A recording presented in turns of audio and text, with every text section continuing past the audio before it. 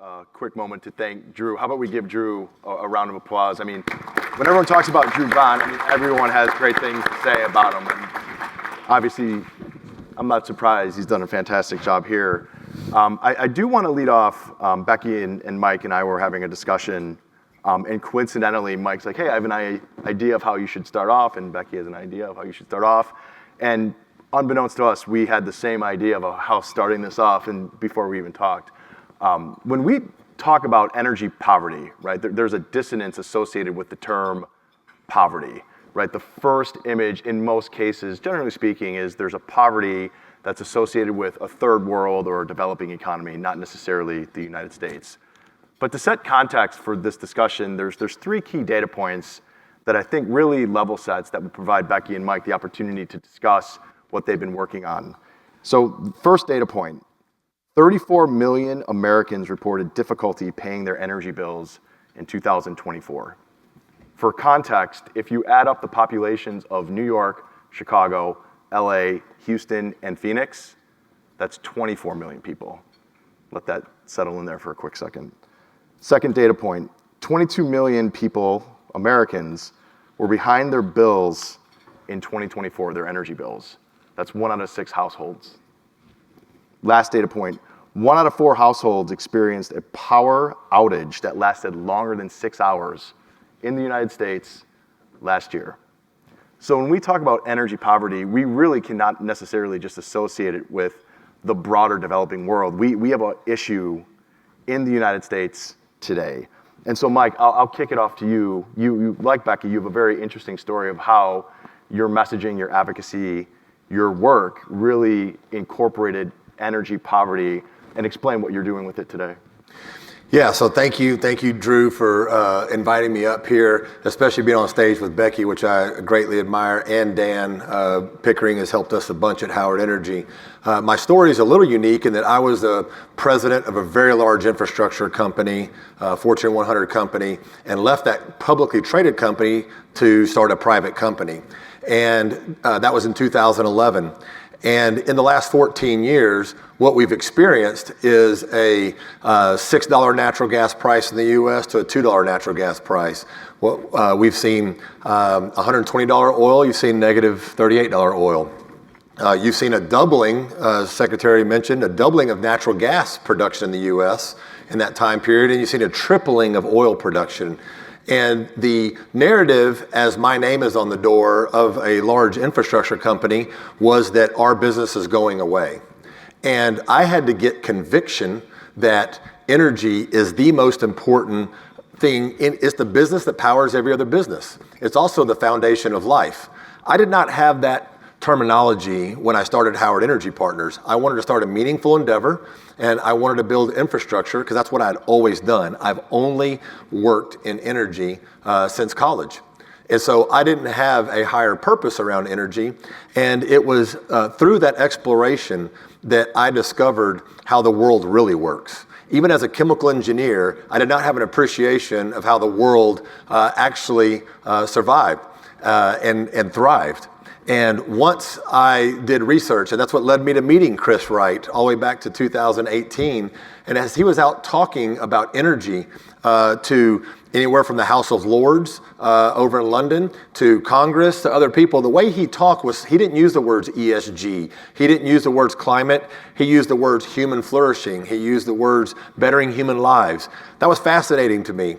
And it was through inspiration of guys like him, Dr. Scott Tinker, Dr. Mark Mills, Alex Epstein, Michael Schellenberger, that I started getting into understanding. And if I got it wrong, as an energy executive with a chemical engineering background, and I wasn't able to articulate the importance of energy, how could I expect anybody else to? So what we've done is we've now realigned the purpose of our company to deliver positive energy. We're one of the largest midstream companies in the U.S. We started last year a CEO Energy Poverty Summit, which Becky was nice enough to speak at. What that means is to get more CEOs in the energy business to talk from a higher purpose standpoint about what we're actually doing out there. We all talk our book and about how great our business is, But really what we're doing is not only providing our allies energy that they need to flourish, we're providing our communities power to flourish. And if you want to question what bad education will do, just look to Texas as the largest energy producer, and we don't have enough electricity to sustain the economic growth that we're going through. And in 2021, we ran out of electricity in the middle of winter. And so bad energy thinking leads to bad energy policy, which leads to more people struggling. And our goal is to, and today I'm here as a board member of Energy Corps with our stated goal to end energy poverty on the planet in the next 50 years. And so we could talk more about Energy Corps later, but that's kind of a background of how I got to where I'm here today. No, it's perfect. And just as Mike said, I've known Mike for quite some time now. I'm always fascinated and obviously very encouraged with how he presents the industry. I've recently was introduced to Becky, and I was joking that she actually got me in trouble with Mrs. Romito, because every Saturday we're supposed to watch like a Netflix show or whatever, and of course, my wife's not here to defend herself. The show that she picked was just terrible. I was like, okay. So I got really into this podcast, that Past, Present, Future of Texas Energy that Becky had put on, and she's got a litany of material that she's released, and I encourage everyone here to look at it and to review it. But just as Mike and just as Drew alluded to, your background is nothing short of fascinating. So can you kind of give the Cliff Notes version of how you got into the seat? Sure. And hopefully the audience will associate me with the bad Netflix. That's right. It's like, oh, you're the woman that got Dan in trouble. There's more to that story. My professional career started right here in Washington, D.C. I was a policy wonk and a political junkie, worked a couple presidential campaigns in the White House, U.S. Senate, federal agency, ran for Congress, recovering regulator, lobbyist, lawyer. So my husband tends to call me a bottom dweller and lowest form of humanity, but and not, anybody who has any of those experiences, my apologies. But I went back to Texas and pseudo-rehabilitated myself and have been in corporate business, started my own advisory services and consulting company for the last, 17 years that I've had that, and I'm an investor and entrepreneur, and so life has been good, and also sell wine. Second largest? No. Pardon? Second largest winery? Well, as a matter of fact, Drew was ever so close, but there's a 30-mile strip in Texas that is the second most popular wine trail in the nation after Napa Valley. You wouldn't believe it, but it's in Texas. Okay. Mm-hmm. Mike, one of the things that I really like about how you present, you, to your credit and to Secretary Wright's point, you're very agnostic politically when it talks about energy. It's the math is the math, the physics is the physics. One of the other things that I marvel at in terms of how you present is the very distinct choice of language that you select, and you alluded to it a little bit earlier. With the net zero energy poverty by 2050, right, that is sometimes construed as, oh, that is a, you're punking, if you will, the net zero by 2050, and that could be anything but the truth. Can you talk about what goals you've established and how you incorporate the language and sort of the KPIs and the strategy associated with how you educate the broader general public on what the economic realities of energy are and how we can solve very complex problems when we're smart and pragmatic about the policies we put in place? What a great question. What's hard to talk in an elevator with somebody or to talk at a level, what we've learned through studying communication is, you have to speak at a 5th grade level where they can consume it and everybody has a chance of hearing it. We don't come at it from an adversarial standpoint. We don't think it's constructive to come at things from a black and white standpoint, especially when it comes to energy, where the myth of an easy energy transition was the narrative in the last decade. And the most popular political standpoint was the rapid elimination of fossil fuels. And when you look into the math and the physics of what we're doing on the planet, we have never used less energy of anything ever. We broke records last year in coal. We broke records last year in oil, natural gas. We haven't broke records in nuclear, but we're going to, because 55 nuclear plants are under construction right now in a lot of places besides the U.S. And so when you understand that GDP is thermodynamically tied to energy usage, and those areas of the world that use more energy have better lives. They have the cleanest water, the most educated populace, the least infant mortality. And once you start tying those two together, it's hard to disconnect that. And you can still hold climate in that narrative, but it has to be after human flourishing and humans are doing okay. If you tell humans that you have to do more with less, which we haven't figured out a way to do because we don't know how to replace jet fuel, we don't know how to replace diesel fuel, we don't know how to replace these things that we've invented, we haven't evolved past that yet. And while we spend money on innovation, we're one of the largest hydrogen producers, say, in Corpus Christi right now, Howard Energy is. But for traditional hydrogen purposes, we don't know exactly how to do those at an industrial scale, at a major macro scale. We don't know how to do cleaner things, and there's going to be a time frame to that innovation. We sped that up too quickly, and so it's nice to see now the government understanding that a little bit. It's nice to see Bill Gates' narrative now putting humans at least on the same playing field as climate. It's nice to see some of those things happening today, because I think that leads to better, more rational policy, and not just the black and white narrative that we've had over the last decade. Right, and then Becky, with Texas Energy Poverty Research Institute, y'all have also done a very good job of just laying out the economic realities of today and then providing solutions as well. In terms of the similar question that I asked Mike, explain to the audience of how, or the long-term goal of that institute, and what are the major issues that you're trying to to address. Sure, Dan, and foremost, the way you started us out today was just ever so important and primal in this conversation, because in order to project power abroad, we need to be strong here at home. And we have work to do, obviously, the way you couched that. And certainly, we're, Mike and I, Texas proud, but there's energy poverty in Texas. And as Mike looks at energy poverty in developing countries, it looks very different from what we have across the United States. That's in developing countries, it's access to electricity, and in the US, it's financial access. So, however, having said that, the implications, the impact, and the consequences are very similar. It is decreased physical health, decreased emotional health, increased isolation, increased mortality, and so we're suffering that too. So the TEPRI is 10 years old this year. And so what have we been doing for the last 10 years? Basically, we've been doing three things. Number one, and most fundamentally, is research. We're researchers. And we've been gathering data, curating that data, analyzing that data, so we have a good understanding about what is energy poverty, how do you measure energy poverty, how does it behave, where is it located, what's the magnitude? And so with that kind of comprehension, then we're able to start thinking about, what are some energy solutions to be able to alleviate that?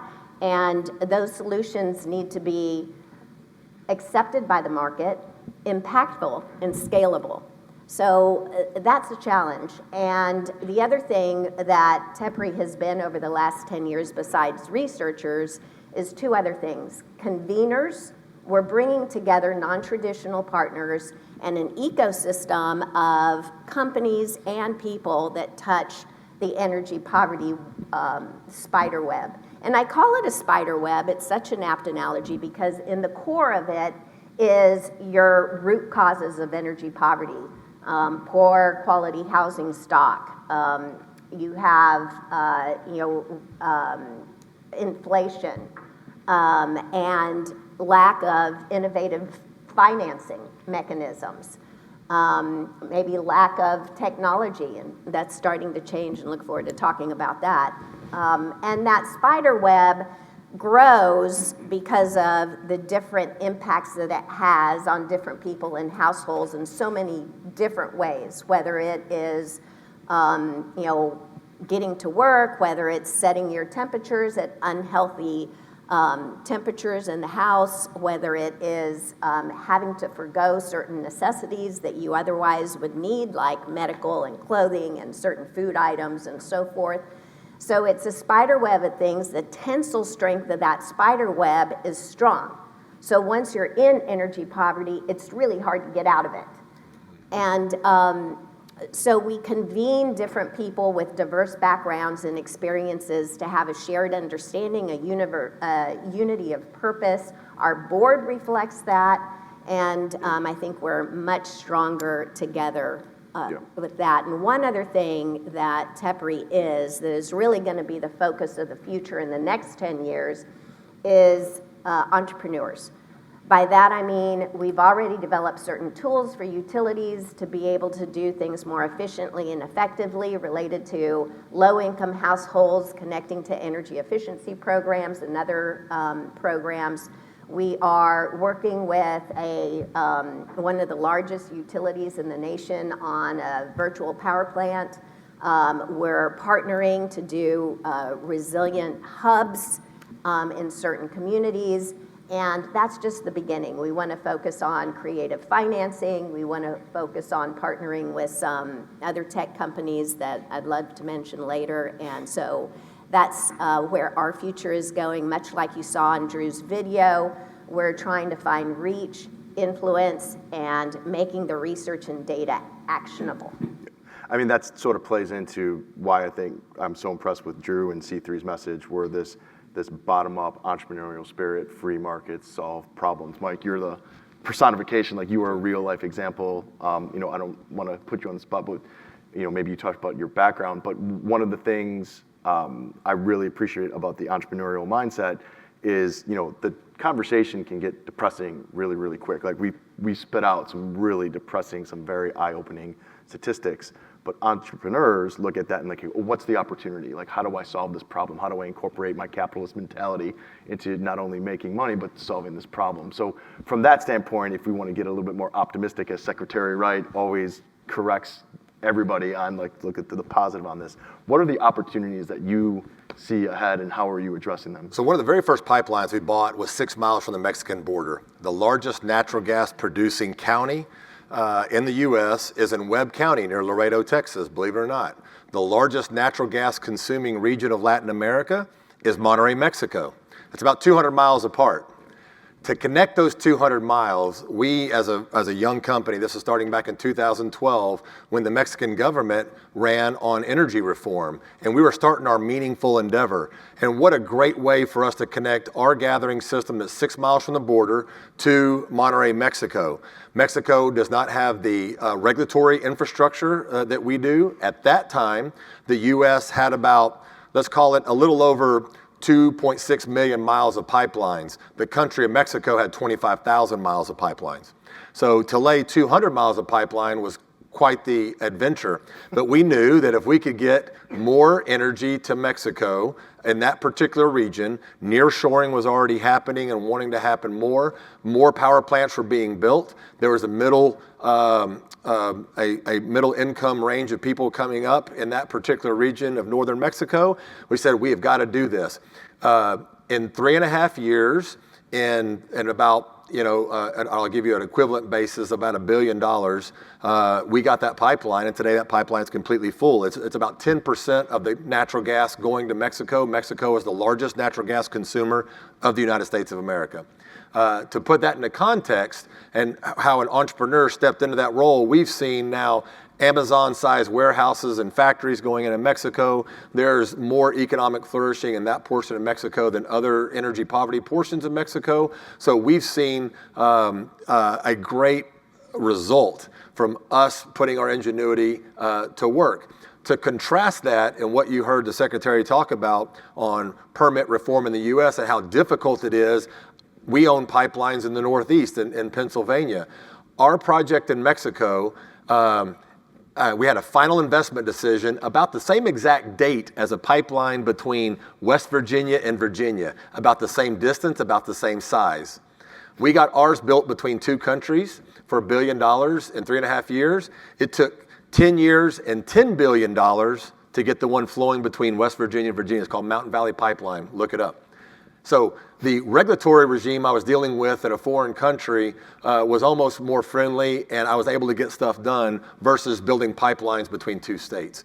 And so energy poverty is not going to get solved by just talking about it, and it's not a technological problem. It's literally a regulatory issue and a judicial issue on how to, and this is every country we talk to, whether it be Argentina, Mexico, or places in Africa that we visit with through Energy Corps. The regulatory overlay of what's going on from an energy perspective definitely restricts energy access to people, and we would love to educate more people on the importance of energy to lift some of those regulations. And you bring up a really good point, the dichotomy, or I guess the mutually exclusive, dynamic between federal and state. When we hear permitting reform, people just think of like permitting reform. There's the federal and the state. And I know you've done a lot of work and you have a lot of writings and a lot of perspective on the variety of policy changes that have to be done.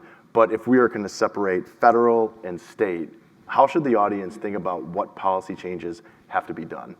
At the state level? At both. Oh, okay.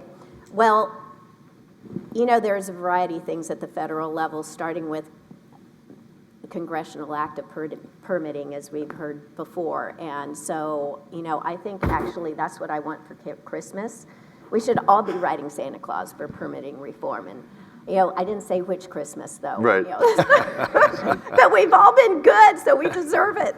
But I think also just a baby step in the right direction is something very specific and tangible is weatherization program and LIHEAP. So LIHEAP, for example, is based on income eligibility, 200% of the federal poverty level.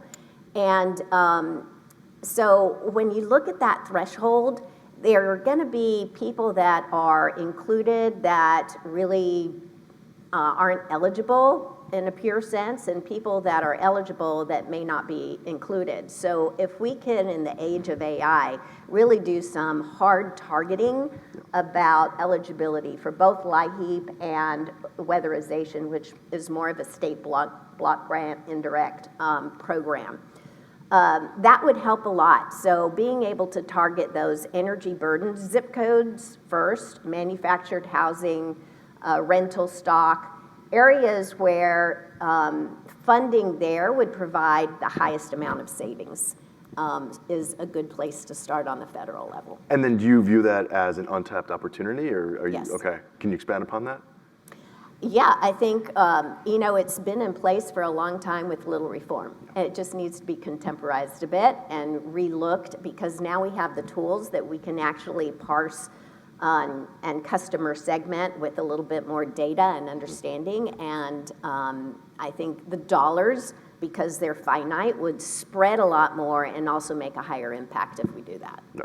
And then Mike, just for context, you started Howard Energy Partners in what year? Yeah, under Obama in 2011. Okay, and then how many employees did you have in 2013? I probably had 40 employees then. How many employees do you have today?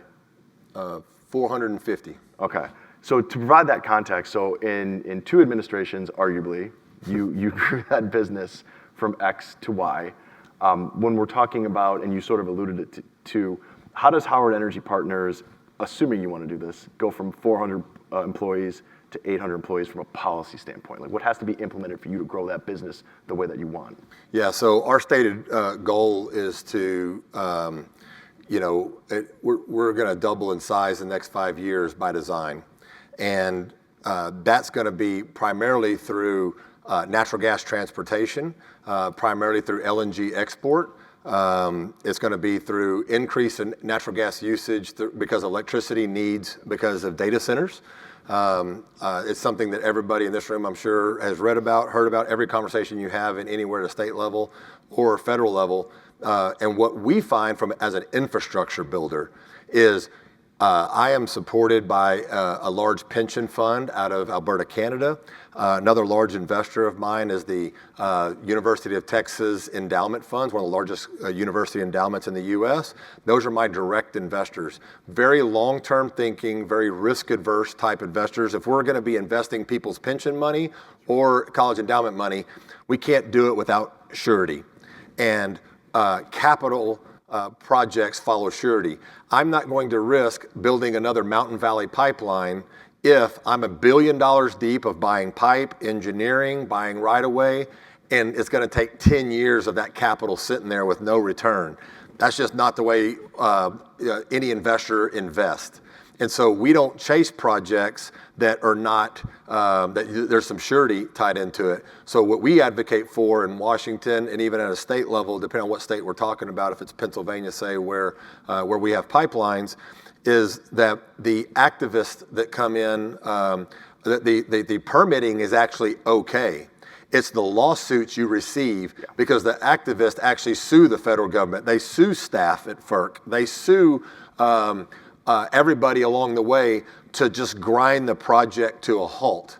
And so while, just to give you some numbers, you heard Drew say that, I built one of the first 42-inch high-pressure natural gas pipelines in Texas, the largest pipeline in Texas. This is back in 2006. We did that project in under 2 years. We built in the U.S., all of us, we built over 500,000 miles of pipelines in the last 20 years. And we only have 3 million miles today. So we built from 2.5 to 3 million miles in the last 20 years under this permitting regime. What has grinded it to a halt is the lawsuits and the weaponization of NEPA. And so what we're advocating for is to get back to building, get back to doing what we know how to do. I was on stage a couple weeks ago here in DC where a head of a union organizer was on stage with me and a politician from Georgia. And we're all saying the same thing. How can they train welders and craftsmen, which we desperately need in the U.S.? We have a desperate shortage of blue-collar workers. If there's no assurity that I can actually contract with someone to build infrastructure. We build power plants.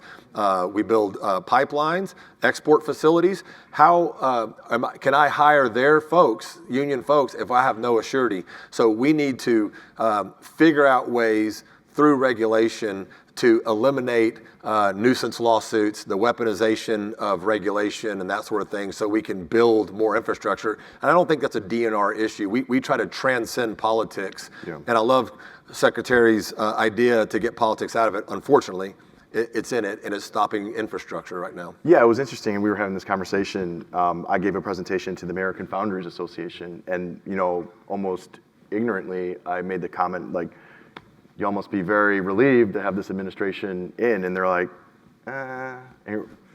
okay, like what's the hesitancy? It's the uncertainty associated with once they get the bid done, like will this thing see the end of it? And they're optimistic from it. But, Becky, from your standpoint, Secretary Wright talked about a lot of the things that they're working on. Based on what he said and based on what you observed, what are a couple of things that gets you most excited about how this administration is looking at the energy industry and then the energy ecosystem? Well, a couple of things. Number one, he mentioned inflation, and inflation and electricity prices are highly correlated. And so I'm really glad this administration is so focused on inflation going forward. That's really important. EIA had just published their short-term energy outlook, and they're actually forecasting that in the next 2 years, electricity rates are going to be higher than inflation for the next 2 years. Back in our homestead in Texas, TEPRI has just published in the last week an affordability paper of what the forecast looks like for electricity rates in competitive areas of Texas over the course of the next 5 years. And whereas in the last 4 years, we've, like the Secretary had mentioned, we've increased electricity rates by almost 30%. Well, guess what? In Texas, over the course of the next 5 years, not accounting for inflation, it's expected that we'll increase electricity rates about 29%. So it's interesting because starting in before 2020, we had really stable rates across the entire nation, even below the average in Texas. But since 2020, we've all got caught with our pants down. One, because of reliability issues, COVID, supply chain, inflation, and then in Texas and other parts of the nation, it's been national disasters that we all have to recoup through our electricity rates. So it's, for the near term, it's not going to get better, it's going to get worse. But like you said, Dan, it's opportunity for entrepreneurs, and that's the exciting thing because that's really where America's strengths lie. Right, and then one of the interesting things is I'm working on a couple projects. Texas in of itself, right? If it was its own country, is projected to be the 5th largest economy in the world by 2040. Like that is a thing. If you look at all the migration, whether it's jobs, investment, just population, you see Texas as this blossoming economy. What is sometimes frustrating, and by the way, Mike didn't get me and Becky's memo about the boots, right? And I'm the 7th generation Texan, One of the things that I get a little bit frustrated with is the environmental profile of Texas is something that is misunderstood, in my opinion, right? If we're talking about decarbonization and we're talking about emissions management, the gentleman had a question about European regulation. If you just look at a chart and you look at emissions in Texas, it is a ski slope, right? There has been vast innovation and incredible technologies created to ensure that the emissions profile of those individuals operating businesses in Texas has gone down. So my question to you, Mike, we were talking about this 6-7 years ago, even right as COVID was coming along. Do you think Texas serves as the model to follow, not necessarily just from a policy or an innovation standpoint, but also from an environmental record? Yeah, so when you look at the energy production of Texas, we send today about, just to give you some numbers, and sorry, I'm a nerd about this, but the U.S. produces about 105 BCF a day of natural gas. Texas produces over a quarter of that. What's interesting about that is 15 BCF actually leaves Texas on LNG ships, and another 6 BCF leaves Texas to Mexico. So Texas is sending a ton of natural gas to our allies and friends. We drill over 5,000 wells a year. There's not another state that comes close to us. That means we frack 5,000 wells a year. That means we put up 5,000 tank batteries, we lay pipelines, we do all this. We think Texas is a model, obviously, because we've been doing that for 100 years in Texas. And Texas does okay economically, clearly. We attract a lot of business to Texas. We think if other states, I was speaking in Colorado this year, Colorado drilled 500 wells last year, and they're trying to drill less this year. When they have budget surpluses, or opposite of a surplus, they have budget deficits because as they were restricting oil and gas production, they are increasing their deficits because they have no way to pay for their schools and roads and that sort of thing because tax revenue is declining there because of oil and gas production. Texas had massive surpluses last year. The oil and gas industry did over $24 billion in tax revenue to the state last year. And then when you look at the environmental standpoint of Texas, clean water, clean air, lower emissions, because we don't want to send our methane to the atmosphere. We get paid for methane. So we want to continue to improve technology to keep methane in the pipes. We're constantly working on innovations to do that. And so I think, obviously I'm biased, 7th generation Texan. I'm a 1st generation oil and gas person, but I think we're a great example of how you can produce massive amounts of energy. We also lead the nation by far in wind energy. We have more solar, industrial solar, than anybody in the country, including California. So we lead in oil, gas, wind, solar. So we know how to produce energy in Texas. I think that's another great example. We have some problems with the grid that Becky can highlight on why our electricity is still the most expensive in the South from a residential standpoint, but that has to do more with other things. We produce a lot of energy in Texas. So I think it's a great example of how to incorporate not only new technologies, but also live with existing technologies. Yeah, and you sort of beat me to the punch, Becky, to Mike's point on the grid. Can you outline sort of like the top 2 or 3 issues, but how Texas is anticipating to address those and fix them for over the long term? Sure, and just to preface that, you mentioned Texas being misunderstood. What's incredible about Texas is, like Mike has emphasized, that it's so strong in oil and gas and feeds the world. But at the same time, it's the premier state for clean energy. So today, 60% of the capacity, meaning the megawatts in the ground, come from renewable energy. Solar, wind, battery, nuclear, hydro. In the queue, waiting to interconnect, 80% of the megawatts in the queue waiting to interconnect are solar and battery, if you could believe that. Now, is all that going to get done? No, but that's what wants to come to the fore. And so the issue with Texas is that we really are a great place to do business as far as regulatory reform and free market system, and that's what Drew and Nick have been preaching for a while. Free markets or clean markets, we're a testament to that, but at the same time, we went way over here. The pendulum was way over here. We're just needing to get it back in balance. Think of your personal financial portfolio.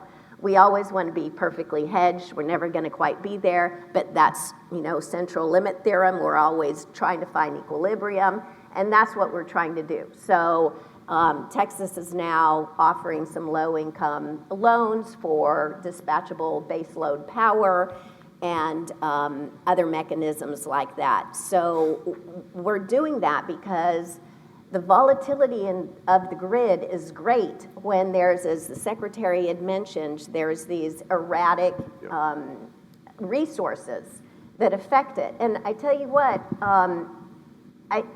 clean power is really saving Texas some meaningful amount of money.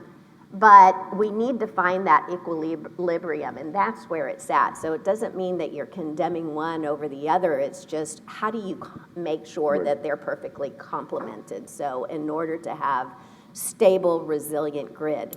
Yeah, and just to put a data point to that, I know, raise your hand in the audience, who's watched Landman? Come on. Okay, who saw come on, everyone's lying, more people have seen it than that. Who saw the sort of the diatribe Billy Bob gives when it comes to wind, of course.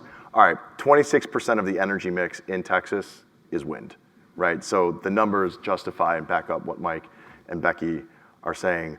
We have about 10 minutes left. We've covered a variety of material. Why don't we open it up to questions? Sir. So there's should I go to the mic or? We can hear you. I'll repeat the question. Sure. So there's a great study from the Pacific Research Institute that looked at the competitive versus the regulated markets in the United States. Just came out a couple of years ago. And it showed that the competitive markets are reducing prices faster, that they have shorter blackout periods, so they recover faster, that they also are decarbonizing faster, and generally are outperforming the regulated markets on every factor that you can measure them on. So why should we be complacent about saying that, we're just going to accept that we are going to continue to have regulated markets? Why not have this administration use its ability to disrupt and change the Overton window to address this and say, look, if we're going to really have America leadership in energy innovation, we need to have free markets across the country. And we need to stop subsidizing monopoly energy generators and markets and giving them a free ride. How about addressing that? And do you agree that competition is really essential for energy leadership? Becky, why don't you take that? Okay, so, Pass the mic. in a prior life when I was a regulator, I always said that even on my best day, I couldn't regulate as well as a free market, competitive market could. The simple answer to your question, so why don't we, encourage that everywhere, is because it's painful. It's painful to deregulate and restructure. And it's not in our, as we're irrational human beings, we often don't have enough faith in just the law of supply and demand. You would think, well, why not? Because, we've been living with that law for, a century, but not having enough faith in the law of supply and demand. And so even in Texas, we have to always come back to that North Star and trying to figure out that we don't overdo mechanisms and come back to the faith. And, it's painful because, and Mike lives this, because he's deregulated. He's talk about a free market. So there are the times when you're in the ditch and you got to crawl out of that ditch if you haven't already prepared for the ditch. And there's a lot of innovation that comes with it, but it's hard. Yeah, so I'm a free market capitalist. I will always argue for free market capitalism. And as I've dug into wanting to lower electricity costs in Texas and increase reliability in a straight up free market where no human or organization is responsible for reliability. We're having problems. We in 2021 we ran out of electricity in Texas, and even with some of the changes that we have in Texas, we're still at risk of having the same event happen. If we have like a 2011 event, not a 1 in 100 event like 2021 was, but like a 1 in 10 event like 2011, we may not have enough dispatchable power. And how do we get there? We are the most energy-rich state in the country, and the state is having to provide low-cost loans to incentivize dispatchable power construction. What I've learned, this is just me speaking of studying this issue the last 2 years, is I'm trying to build a 327 megawatt dispatchable plant in Corpus Christi near one of our large industrial facilities, is that the power market right now in Texas does not allow entrepreneurs to make a rate of return on their investment. And you're thinking like, how is that possible in the state of Texas? It's because no one's responsible for reliability, and dispatchable and non-dispatchable power gets paid the same. And so I am becoming to believe that there needs to be some form of regulation put into the system to ensure reliability and ensure that dispatchable power gets paid not by state dollars, but by entrepreneurs able to get revenue in a system to provide resilience to the grid. And so like I'm in this weird position right now going, am I actually for more regulation in electricity markets? Because no politician will allow electricity price to get high enough to meet market demand. So in 2021, when market prices went to, $9,000 a megawatt, immediately politicians step in to lower the price of electricity to consumers, which disincentivizes fixing the problem. The concept of a free market is the price has got to just reach whatever it gets to. You're going to build more supply, so it lowers the price. But we can't build faster than politicians can make the rules, and so they put a cap on pricing, and then nothing gets built. And that's precisely what's happened in Texas. So it's not as simple as free market versus regulated. There's something in between where reliability is still important, because even in foreign countries, giving somebody solar and wind without reliability is not what anybody wants. People want energy 24 hours a day. Oh, sorry, that was a long. No. There's solutions coming. We'll talk later. I love it.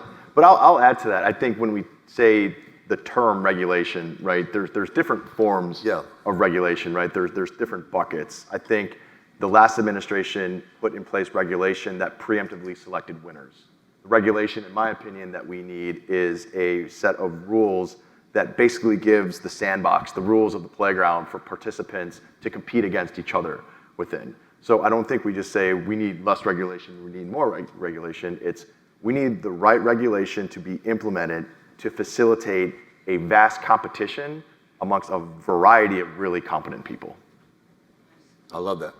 I just came up with that, yeah. Just to make sure I'm understanding, a competitive market like Texas is still better than a regulated market. 100%. Tweaks, right? Right, 100%. Right, and I think the other thing too, and once again, I don't want to go on the diatribe, we'll go to the next question. We allow perfection to be the enemy of good. No one's going to score 100 on this. It's hard. It's really, really difficult. I'll take an A-. There's trade-offs. Yeah, there's a trade-off for everything. That's perfectly put. Next question. Yes. Oh no, this is a hard one. Uh-oh.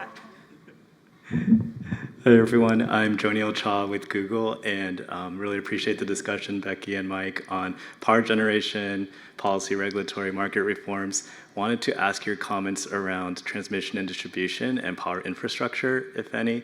And then another question, given what Secretary Wright mentioned during the opening session remarks, any other questions or comments you would relate to him or DOE-related entities based on what you have covered on energy affordability? Thank you. Becky, you want to go T&D? Sure. So, you mentioned state regulatory issues, and that's one thing that I think every state regulatory body needs to be looking at, and most of them are, and that is transmission planning and transmission interconnection for speed to power. but also distribution interconnection, because not only are there large loads of various flavors and forms coming on the transmission side of the house, but there's new technologies that are coming on the grid for residential and small commercial customers that are really exciting out there, that are going to save, like, I can name a couple of them, but you know, the reason they're important, and it's important for states to do this, is because the distributed energy resources of the world, the virtual power plants of the world, the microgrids of the world, they're located closer to the load. So you forego some of the transmission costs, you forego, depending on where you're sited, some of the demand charges, and it's also delaying and tolling the amount of upgrades on the grid that you have to do. So it's a triple win. So that means that state regulators really need to usher in and put the red carpet out for that. And Texas is starting to do that. They've been behind the 8 ball as well, and they're starting to turn the corner, but it's been push and pull. So the other thing I would say that goes to your question is, on the utility side of the house, what I've seen over and over and over again that really hampers energy poverty as well is lack of transparency and inefficiency.